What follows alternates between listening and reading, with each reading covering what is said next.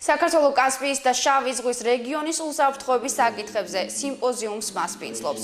ღონისძიებას ესწრებიან რამდენიმე ათეული ქვეყნის დაზვერვის სამსახურის ხელმძღვანელები. მათ შორის ამერიკის შეერთებული შტატების და ევროპული სარდლობა. ღონისძიება დღეს თავდაცვის მინისტრმა გახსნა. ძალიან მნიშვნელოვანი ღონისძიება არის საქართველოს მასპინძლობს უსაფრთხოების საკითხებზე სიმპოზიუმს კასპიის და შავი ზღვის რეგიონის უსაფრთხოების შესახებ.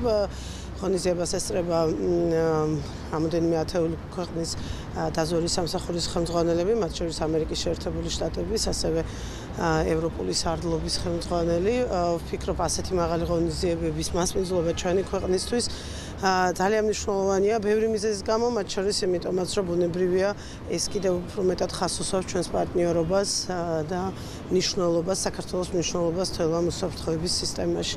ასევე ჩვენი მეგობრები მოლდოვიდან, უკრაინიდან ესწრებიან და დარწმუნებული ვარ, რომ ამ ორი დღის განმავლობაში ძალიან საინტერესო და მნიშვნელოვანი დისკუსია იქნება, რომელიც სწორედ ჩვენი რეგიონის თემატიკაზე კონკრეტული რეკომენდაციებით უნდა დასრულდეს. დღეს თბილისში გაიხსნა შავი და კასპიის ზღვის სამხედრო დაზვერვის ხელმძღვანელების სიმპოზიუმი.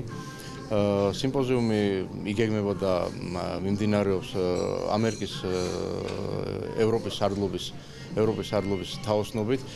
ეს სიმპოზიუმი მინდა გითხრათ ტარდება მესამე თბილისში.